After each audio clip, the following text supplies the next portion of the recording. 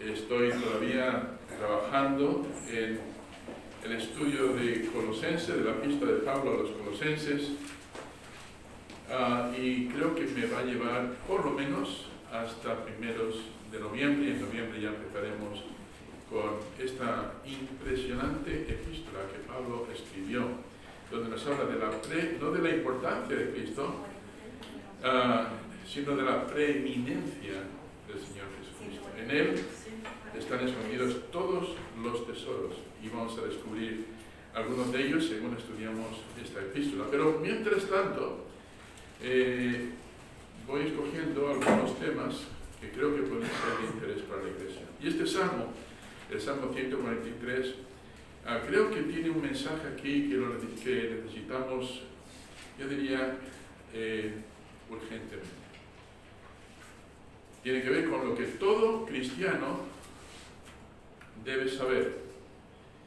Y el título que le he dado al mensaje es no solamente conocer la voluntad de Dios, lo cual es muy importante, sino conocer y hacer la voluntad de Dios. Quiero que abráis este Salmo 143. Vamos a leer los 12 versículos del Salmo, pero luego vamos a concentrar nuestra atención en el versículo 10. Oh Jehová, oye mi oración, escucha mis ruegos, respóndeme por tu verdad, por tu justicia, y no entres en juicio con tu siervo, porque no se justificará delante de ningún ser humano, porque ha perseguido el enemigo mi alma, ha postrado en tierra mi vida, me ha hecho habitar en tinieblas como los ya muertos. Mi espíritu se angustió dentro de mí. Está desolado mi corazón. Me acordé de los días antiguos, meditaba en todas tus obras, reflexionaba en las obras de tus manos. Extendí mis manos a ti, mi alma a ti como la tierra sedienta. Qué frase tan hermosa, ¿verdad? Respóndeme pronto, oh Jehová, porque desmaya mi espíritu. No escondas de mí tu rostro. No venga yo a ser semejante a los descendientes a la sepultura, a los que descienden a la sepultura. Hazme oír por la mañana tu misericordia, porque en ti he confiado. Hazme saber el camino por donde ande, porque a ti he elevado mi alma. Líbrame de mis enemigos, oh Jehová, en ti me refugio. Enséñame a hacer tu voluntad, porque tú eres mi Dios. Tu buen espíritu me guía a tierra de rectitud. Por tu nombre, oh Jehová, me vivificarás. Por tu justicia sacarás mi alma de angustia, y por tu misericordia disiparás a mis enemigos y destruirás a todos los adversarios de mi alma, porque yo soy tu siervo. Me haría falta meses para poder desempaquetar este salmo. Y solo con el versículo 10 me haría falta un par de domingos, pero voy a intentar hacer lo imposible. Voy a intentar meter este versículo en 3/4 de hora. Mirad conmigo, entremos ahora nuestra atención al versículo 10. Fíjate lo que dice. Recuerda que esto es una oración. Dice, mi alma está sedienta de ti, como la tierra que está sedienta. Y ora esto, enséñame. Hay otras traducciones que me gustan un poco más, es enséñame a conocer, o hazme conocer. ¿Con el fin de qué? Enséñame a hacer tu voluntad. Y nos dice por qué. ¿Por qué tiene tanto anhelo de conocer y de hacer la voluntad de Dios? Dice, porque tú, esta es la línea que subraya, porque tú eres mi Dios. Vamos a orar. Padre, este salmo sale de un corazón penitente, un corazón de un hombre que estaba siendo perseguido, tenía muchos problemas. Y en medio de esta nube negra que había en su vida en este momento, clama a ti de una manera que nos enseña a nosotros lo que nos falta. Ayúdanos, Señor, a venir a ti cada día con este anhelo de conocer tu voluntad de ir a tu palabra para conocerte mejor, con el fin de ponerla en práctica y así podamos andar en tus caminos. No se trata solo de conocer, no se trata solo de tener conocimiento intelectual de tu voluntad, de tu palabra, se trata de mirarla con atención para luego llevarla a la práctica. Y las bendiciones que surgen de eso, Señor, son enormes. Así que ayúdanos en esta próxima media hora, 45 minutos, a analizar este pasaje. Y Señor, espero que tú puedas encontrar aquí esta mañana corazones realmente abiertos, oídos atentos, listos, no solamente para oír, sino para practicar. Obra en cada corazón, Señor, en Cristo Jesús. Amén. Llama la atención el versículo 1. Oye, escucha, respóndeme. En la literatura judía esto se practica mucho. Había tríos, siempre en forma de trío. Otro trío que lo vemos en el versículo 6. Me acordé, meditaba, reflexioné y como resultado extendí mis manos a ti. Versículos 7 y 8. Respóndeme, no te escondas, hazme oír, hazme saber. Versículo 11. Dice, por tu nombre me vivificarás, por tu justicia sacarás mi alma de la angustia y por tu misericordia disiparás a mis enemigos. Hay una gran enseñanza aquí. C.H. Spurgeon, escribiendo sobre los salmos, llamó a este salmo el salmo penitente de David y lo describió de esta manera. Dice, una caja de ungüento compuesto de diversos ingredientes, dulces y amargos, punzantes y preciosos.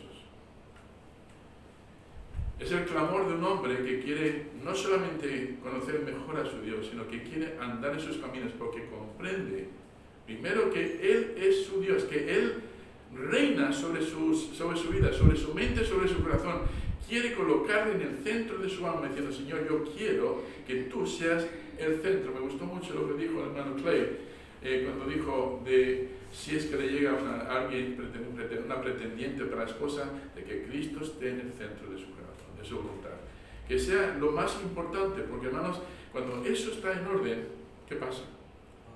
Todo lo demás se va poniendo en orden. Entonces quiero que veamos en estas simples palabras, en el versículo 10, 6 cosas que creo que son muy importantes. Por cierto, esto de conocer la voluntad de Dios era el anhelo más grande de nuestro mejor modelo, que es Jesucristo. De conocer la voluntad de nuestro Dios era supremo para Jesús. Por ejemplo, en el Antiguo Testamento, en Salmos 47 y 8, dice, entonces dije, he aquí, en el rollo del libro está escrito de mí. ¿De quién podrá estar hablando? El hacer tu voluntad, Dios mío, me ha agradado y tu ley está en medio de mi corazón. Yendo ya al Nuevo Testamento, en Juan 4:34, Jesús dice, mi comida es que haga la voluntad del que me envió y que acabe su obra. Mi comida. Esto me trae a la memoria muchas veces cuando decimos, ¿qué vamos a tener en tal fecha que vamos a tener un culto especial? ¡Ay, qué comida después! No estamos, parece que la atención siempre está puesta en la comida física. Pero ¿cuánto diríamos lo más importante es que vamos a recibir un buen bocadillo, un buen steak espiritual? La palabra debe ser como comida para el recién convertido, leche. Para el que está un poco más avanzado, ya hay algunos tropezones, pero el ideal es que lleguemos a discernir la voluntad de Dios, ponerla en práctica para que podamos tener experiencias transformadoras.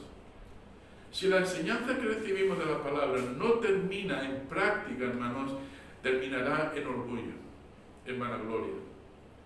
En Juan 17:4 dice, yo te he glorificado en la tierra, he acabado la obra que me diste que hiciese.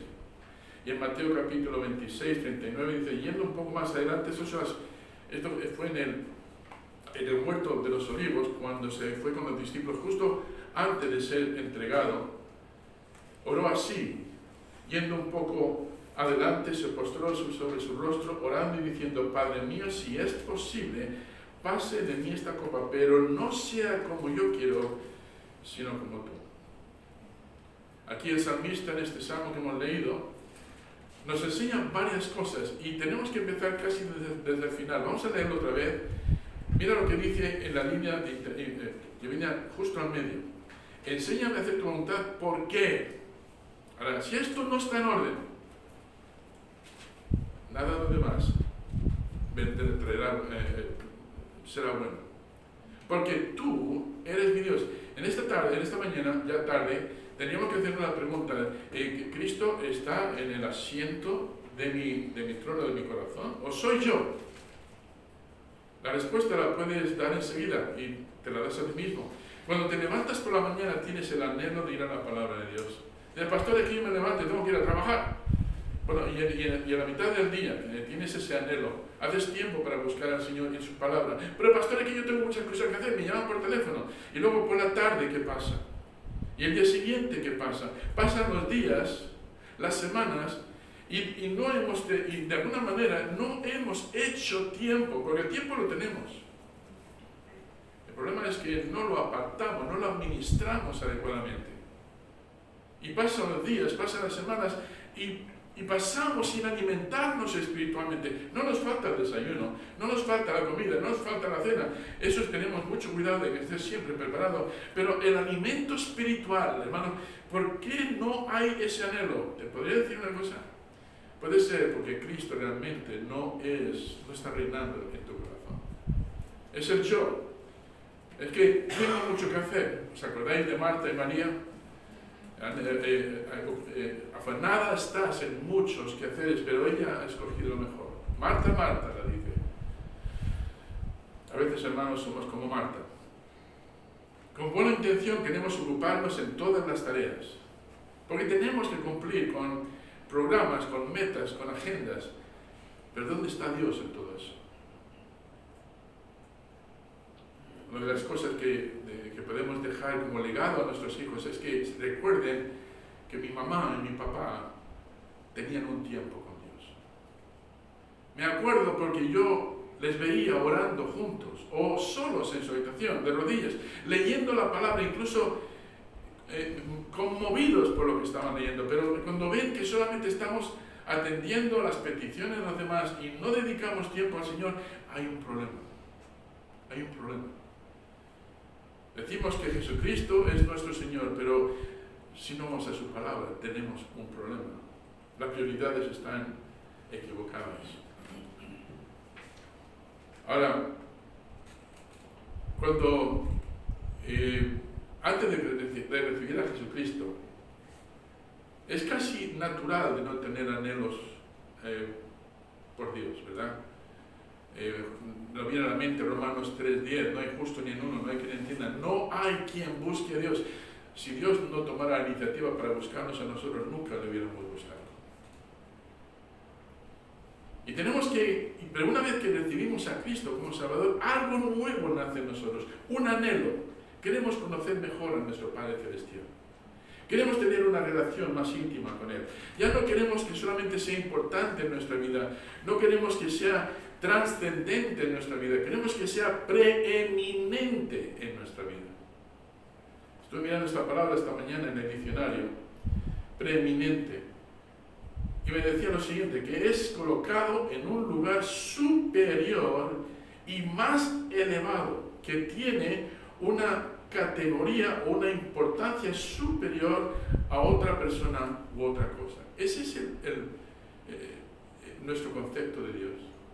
Porque si eso es cierto, estaremos diciendo como aquí, porque tú eres mi Dios. Tengo este deseo, quiero poner las cosas en orden, quiero conocer tu voluntad y quiero practicar tu voluntad. ¿Por qué? Porque yo sé, Señor, que haciendo eso voy a tener lo mejor.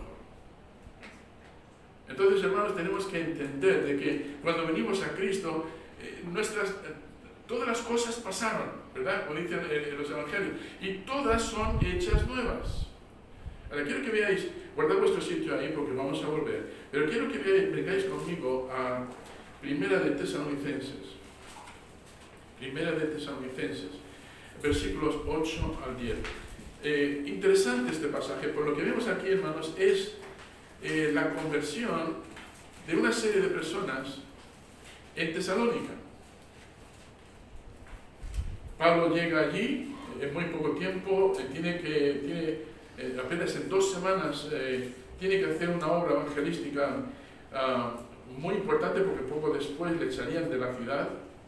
Pero los que recibieron su palabra, quiero que veáis el versículo 9, centrar vuestra atención en el capítulo 1, versículo 9, dice: porque ellos mismos cuentan de nosotros la manera como nos recibisteis y cómo os convertisteis, toma nota, de los ídolos a Dios. Cuando nos convertimos de los ídolos a Dios, cuando damos ese giro, ¿qué se produce? Mira lo que dice la siguiente línea: para servir a un Dios vivo y verdadero. Esta palabra ídolos aquí viene de la palabra griega eidolon. Eso te ayuda mucho, ¿verdad? Pero tiene que ver con ideologías, con ideales, con prioridades, no solamente de ideas, sino también con objetos. No solamente de ídolos de madera, sino de ideales. De repente, cuando una persona se convierte de los ídolos, de los ideales a Dios, es porque ha dicho: Señor, ahora tú eres el dueño de mi vida, ahora tú eres, Señor, a quien yo quiero obedecer, eres tú a quien yo quiero seguir. Entonces, lo primero que tenemos que preguntarnos es: ¿dónde está Dios en nuestra vida? ¿Es un medio o un medio para conseguir un fin? ¿Sabe que hay gente que utiliza a Dios para eso? Esta semana, recibí de una persona que conozco de hace tiempo, que no ha pisado una iglesia en meses, que seguro que no ha tocado la Biblia en mucho tiempo, se llama cristiana. Me decía: pastor, ora por mí para que esto me salga bien. No es una persona de la iglesia. Y no le he respondido todavía, pero me dan ganas de escribirle Mateo capítulo 6, 33. ¿Quién lo puede citar? Mas buscar el reino de Dios y su justicia, y todas las demás cosas te serán añadidas. Pero hay personas, quiero decir, que utilizan a Dios como un medio para sus fines, pero la persona convertida que tiene a Cristo en el centro de su corazón, el medio y los fines son Cristo. Y aquí el salmista nos está haciendo entender primeramente que Dios está en el lugar correspondiente y por lo tanto ahora puede clamar a Él y decirle: Señor, necesito saber más de ti. Con un fin, para hacer, no solamente quiero conocer tu voluntad, sino quiero hacerla. Y esto me lleva al siguiente punto. Primero, comprende que hay un Dios verdadero.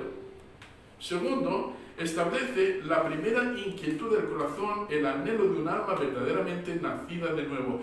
¿Qué dice el apóstol Pedro en 2 Pedro 2:2? Desead como niños recién nacidos. ¿Os acordáis de los bebés que tuvisteis en casa? Cuando tenían hambre, ¿qué pasaba? Nadie dormía. Todos se ponían a llorar. Y le puedes agarrar, le puedes mecer, le puedes hacer todo lo que quieras, hasta que no le pones el biberón, le pones la leche en la boca, el niño no se calla. Es un anhelo saludable, porque ese alimento le va a fortalecer, le va a llevar a crecer.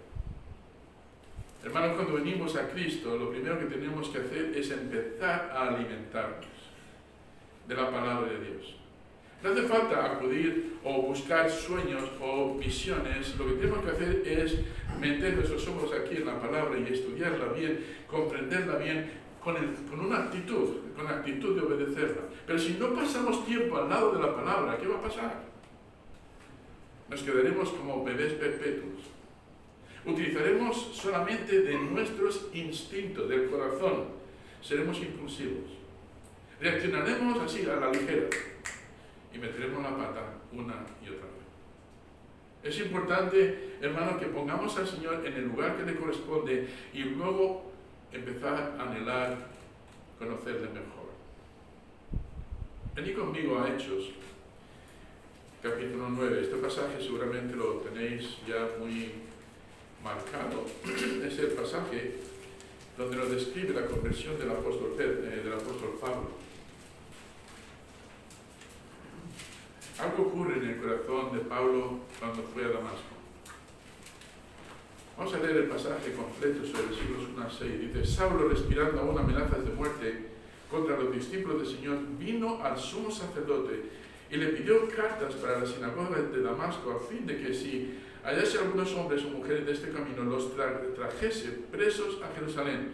Mas yendo por el camino, aconteció que al llegar cerca de Damasco, repentinamente le rodeó un resplandor del cielo, de luz del cielo, y cayendo en tierra, oyó una voz que le decía: Saulo, Saulo, ¿por qué me persigues? Mira las preguntas que hay aquí.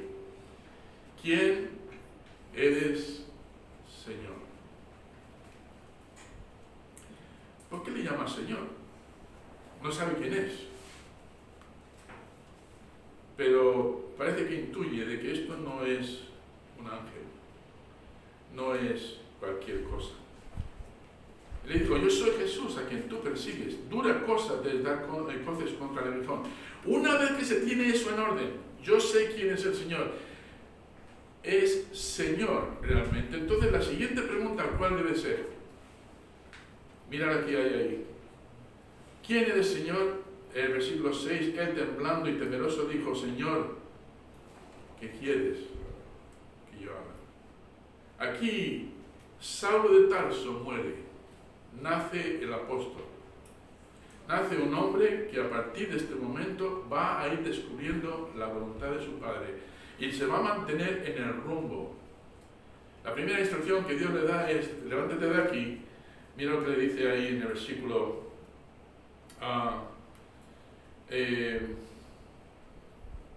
versículo 6, levántate y entra en la ciudad y se te dirá lo que debes hacer. Y los hombres que iban con Saulo se pararon atónitos, oyendo la voz, la verdad, la voz, mas sin ver a nadie. Entonces Pablo, ¿qué hace? Ya tiene una instrucción: levántate y vete a Damasco. Y se va a la calle llamada derecha, y reside ahí, esperando instrucciones. La siguiente instrucción es: Ananías, vete allí, habla con el hermano Saulo. Hermano Saulo. Señor, ¿no es usted que persigue a la iglesia? Ve, y lo hace, hermano, y encuentra allí a un convertido, un nuevo hermano en Cristo.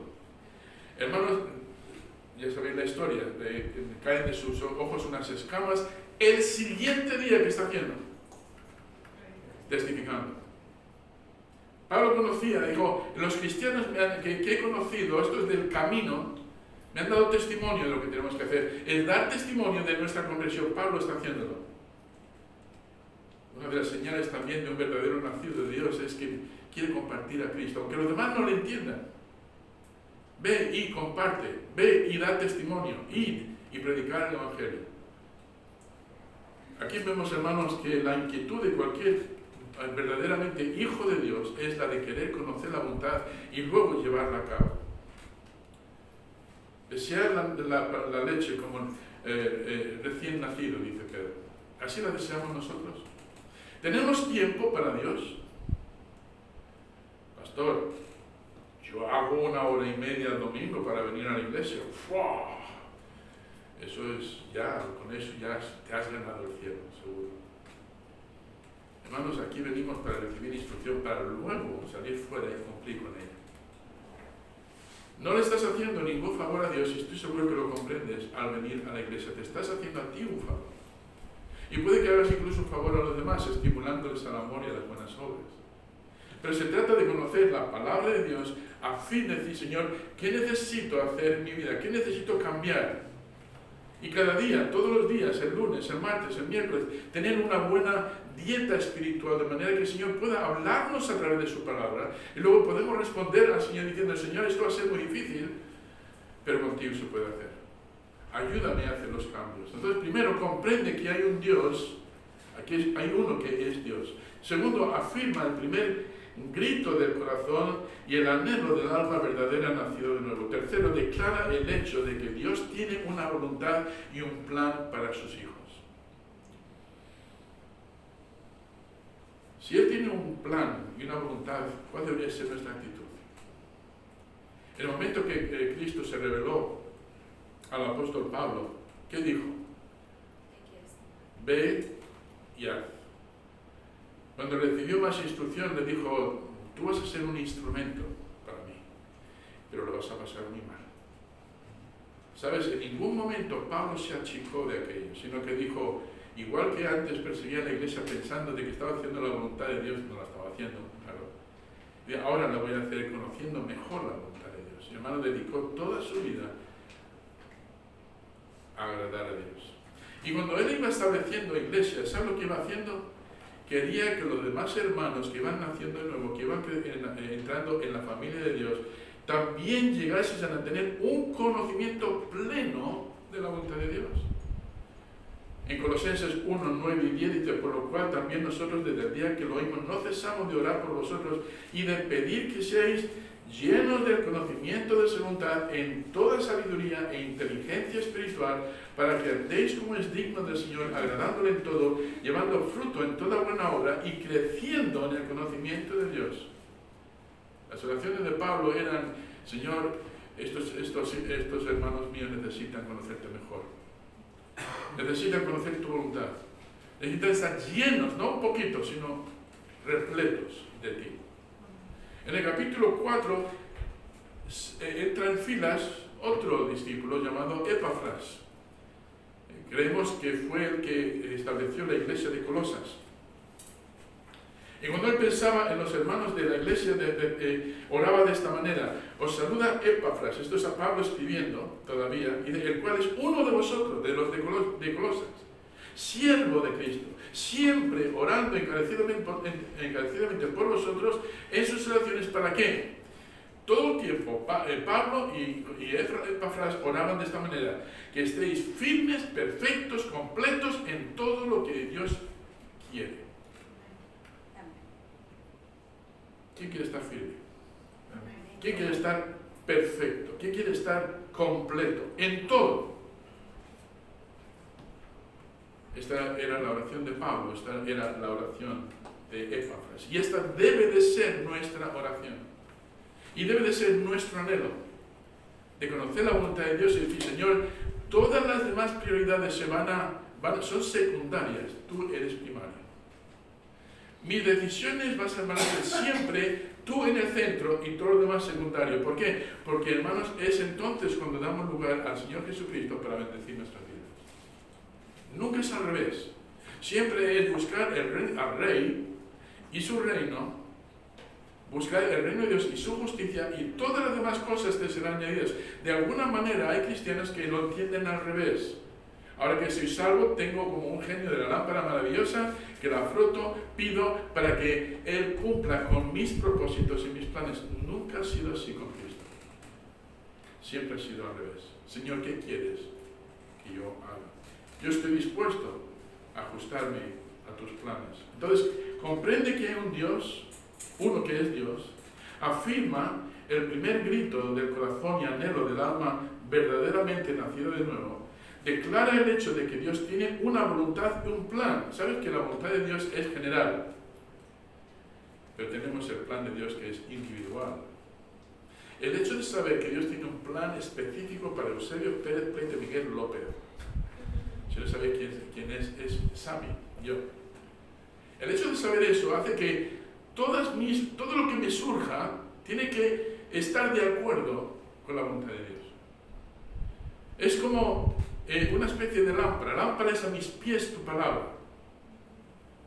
La palabra de Dios nos muestra dónde estamos ahora mismo, no nos muestra mucho más allá. Lumbrera mi camino, puede que alumbre unos metros, pero si te ha alumbrado unos metros, ¿qué debes hacer? Andar esos metros.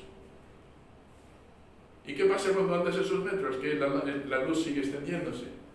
Cuando te quieres dar cuenta, has recorrido 10 kilómetros y digo: pero si yo podía ver lo que iba a ocurrir después. Pero has andado, has tomado caminos, has actuado por fe, diciendo: esto es lo que Dios quiere, aunque no lo comprendo, yo voy a hacerlo. Y ya el Señor me irá iluminando el resto del camino.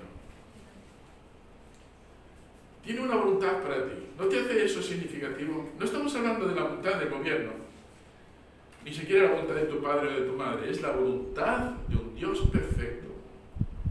La voluntad de Dios y un plan para tu vida. Jóvenes, escuchadme, por favor. Sé que tenéis planes para vuestra vida. Quiero estudiar esto, quiero estudiar lo otro, tengo este plan, pero somete todos esos planes en oración a Dios. Amén.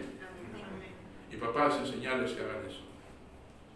Hace unos años atrás se convirtió aquí un joven noruego llamado Magnus, estuvo aquí el domingo pasado con Tatiana por la mañana. Y cuando yo conocí a Magnus por primera vez decía, yo tengo este plan, quiero ir a Estados Unidos, estudiar música, luego trabajar aquí, trabajar allá, tenía todos los planes. ¿Qué opina usted, pastor? Dije, demasiados planes, demasiado pronto. Es bueno tener una visión. Digo, pero mantente siempre flexible. Porque Dios puede cambiar esos planes. Ten una meta, sí, incluyéndole a Dios, pero sé flexible, porque en algún momento dado en ese camino puede que te desvíe. Ahora, me dijo el otro día, ¿estáis preparados para la noticia? Vinieron aquí de vacaciones y dijo, hemos buscado todas las razones para quedarnos en Noruega y ¿sabes una cosa? No encontramos ninguna. Luego hemos valorado, nos hemos preguntado cuáles son las razones para volver aquí a Málaga. Dice, hemos encontrado todas. Y sobre todo que tenemos una iglesia aquí en la que podemos acudir, servir y madurar. Dice, queremos hacer este lugar. Y dije yo, ¿qué Magnus tan distinto? Estamos felices. Cuarto, Dios está listo y dispuesto a revelar su voluntad. Hay gente también, hermanos, quizá no me dé tiempo a darlo todo, pero dejadme que por lo menos dé un poquito de esto y ya dentro de 2 o 3 semanas daré el resto, si os podéis acordar de lo que estoy dando. Hay gente que piensa que Dios está así en su trono. ¿Quieres conocer mi voluntad? Pues no te lo doy. Quiero que sufras un poquito. ¿Quieres mi voluntad? Sí, pues yo no te lo enseño. Dios no es así. Dios tiene más deseos que nosotros de que le conozcamos a Él y conozcamos su voluntad. Él es el que tiene más voluntad. El problema es que muchas veces no encuentras ese anhelo en nosotros. Pero si quieres saber algo sobre el Dios de las Escrituras, el Dios verdadero, es que Él tiene una voluntad perfecta para ti. Y si eres una persona inteligente y espiritual, no querrás otra cosa que la perfecta voluntad de Dios. ¿Cómo llega esa voluntad a nosotros? Mira conmigo el pasaje que repetimos casi en todos los mensajes, Romanos capítulo 12, versículos 1 y 2.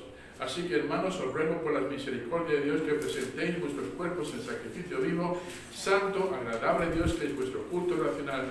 No os conforméis a este siglo, sino transformaos, esa metamorfos, esa transformación por medio de la renovación de vuestro entendimiento. ¿Para qué? ¿Por qué Dios querrá esto? Porque dice, yo tengo una buena, perfecta y agradable voluntad para ti. Si me viene mañana y me dice, pastor, ¿usted me podría decir cuál es la voluntad de Dios? No te puedo decir cuál es la voluntad de Dios, hablando de plan, pero te puedo decir 3 cosas sobre la voluntad de Dios, que es buena, que es agradable y perfecta. Y en cierta manera lo que Dios hace es lo siguiente, te pone una hoja en blanco y luego un lugar donde firmar y te dice, firma aquí, esto es lo que va a ocurrir. Y tú dices, pero no entiendo, yo no firmo nada desde el blanco. O sea, ponme las condiciones y ya veré si me interesa. Con Dios no es así. Dios dice, yo soy Dios y espero que confíes en mí. Porque los pasos de fe que vas a tener que tomar, muchas veces no los vas a comprender, pero vas a tener que tomarlos de todas maneras. Pero es importante que entiendas de que yo tengo una voluntad y un plan para ti, por lo tanto firma.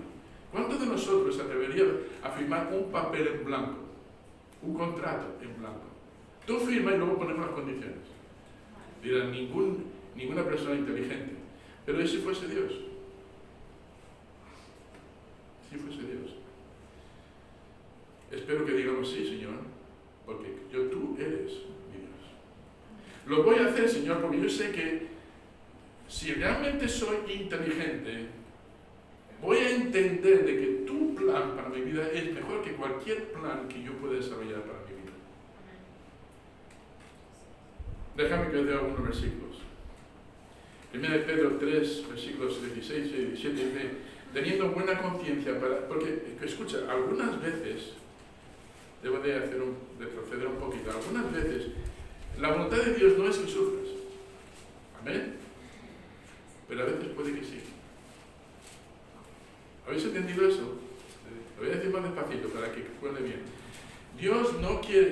quieres que tus hijos sufran? ¿Que lo pasen mal en algún momento?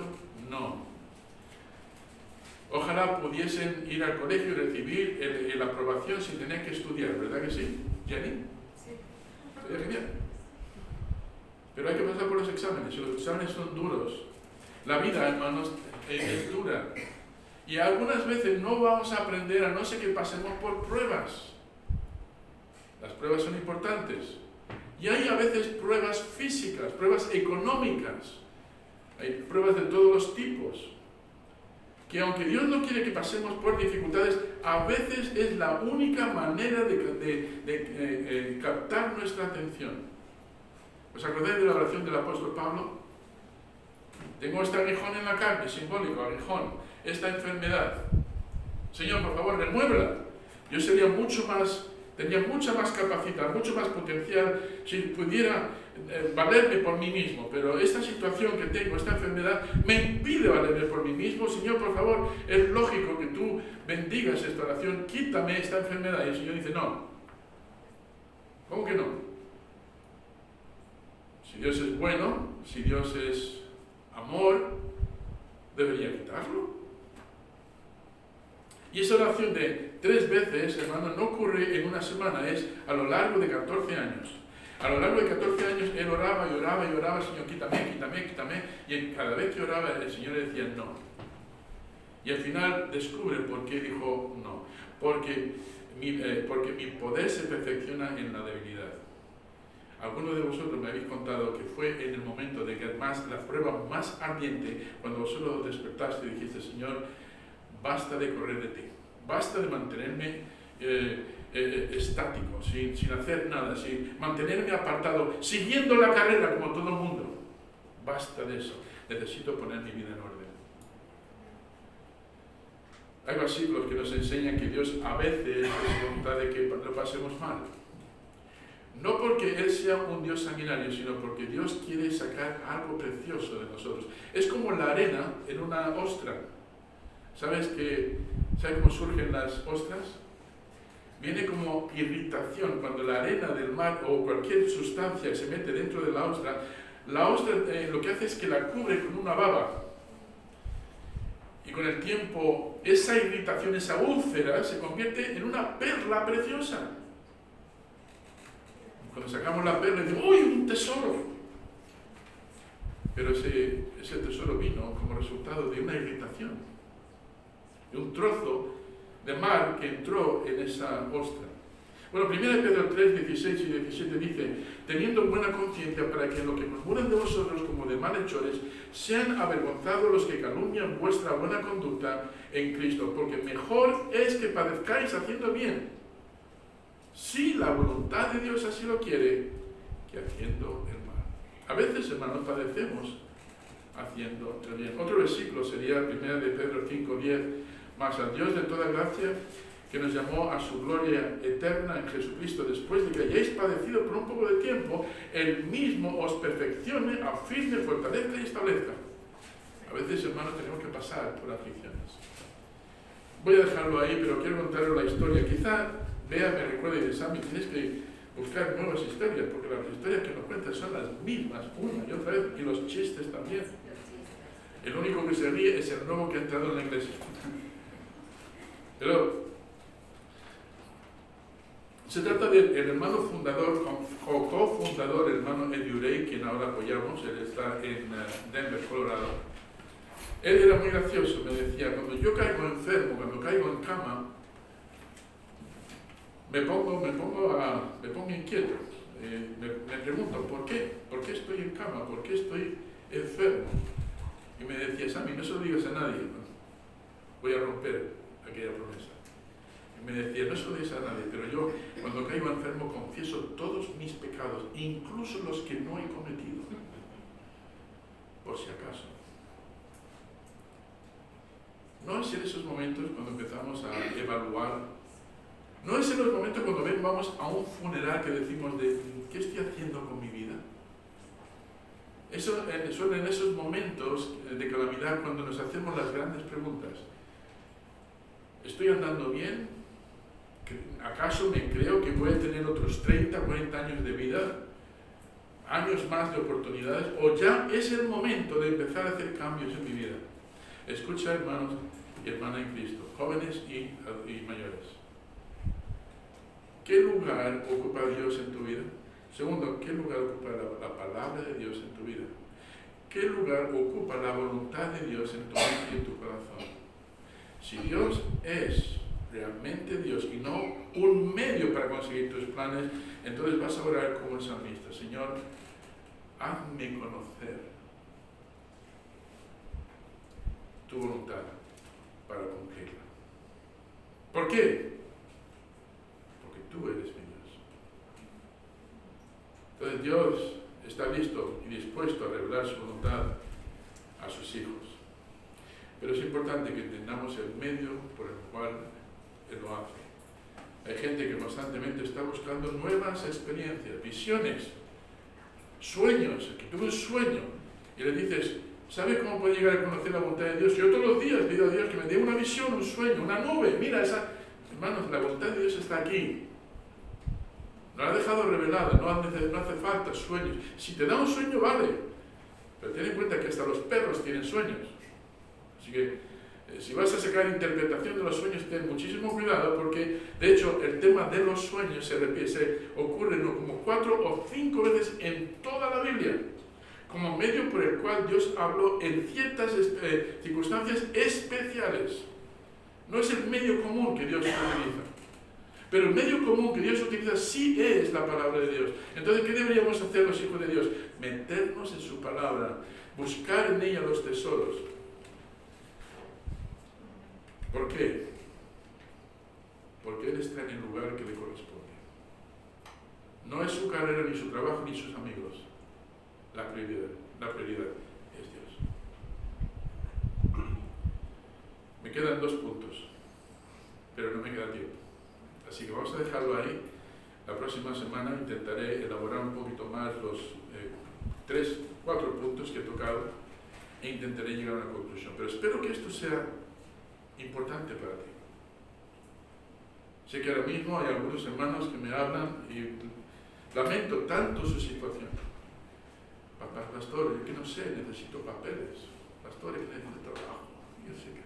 Pastores, que ahora tengo esta enfermedad, que son problemas tras problemas tras problemas. ¿Puedo orar al Señor para que te los quite? Quizá deberíamos orar al Señor para que los deje. Amén. Dirás: pastor, por favor. Pablo oró bien, quítame esto. Pero cuando entendió el propósito de la adversidad, dijo: amén. Que quede. ¿Por qué? Porque con esto voy a potenciar, voy a permitir que Dios potencie mi vida para ser el máximo que Dios quiere para mi vida.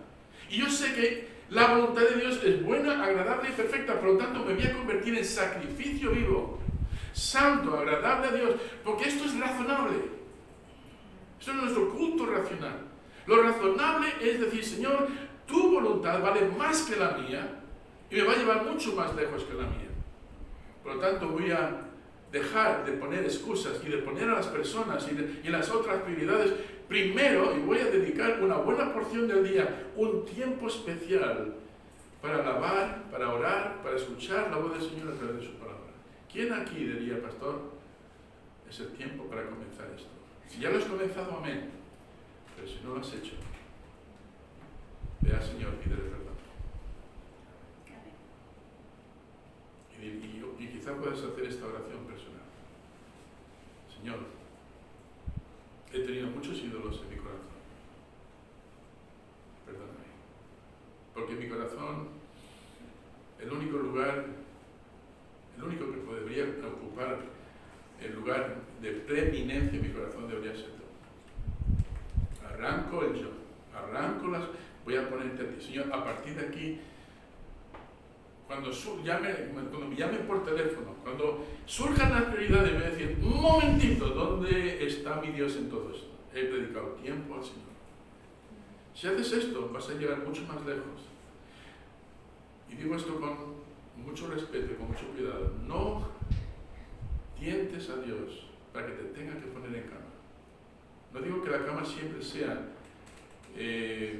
causa del pecado, sino a veces, ahí tenemos a Job, por ejemplo, que no fue por causa del pecado como sus amigos le pensaban, sino que fue porque el Señor quería pulirle, quería perfeccionarle todavía más.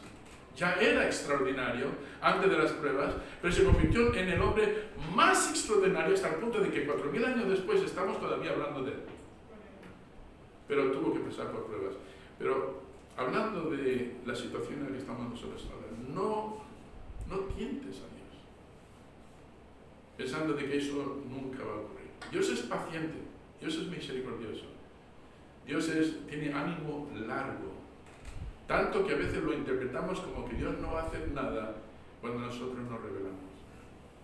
No seas tan necio. Lee Romanos capítulo 2, los primeros 3 versículos, y entenderás que la paciencia y la longanimidad de Dios es para llevarnos al arrepentimiento. Aprendamos de este salmo. Hagámoslo personal. Pongamos a Dios en su lugar. Si no lo hacemos nosotros, Él lo va a hacer. Segundo, despierta el apetito espiritual por conocer la voluntad de Dios. Pero ve más lejos. Ahora, activa tu escudo de la fe y di, Señor, yo voy a poner esto en práctica en mi vida. Tengo que cambiar ciertas prácticas, ciertos hábitos, ciertas prioridades. Tengo que quitar algunos ídolos. ¿Por qué? Porque yo sé que tu voluntad es lo mejor que yo puedo desear para mí. Es lo razonable. Vamos a ponernos de pie y vamos a orar. Me quedan 2 puntos más, pero quédate con esto. Y si el Señor te ha hablado en esta tarde, por favor, no lo descartes. Haz los cambios necesarios para que puedas experimentar lo bueno, agradable y perfecto. Señor y Padre Celestial, gracias por este salmo. A mí me ha dado mucho que pensar.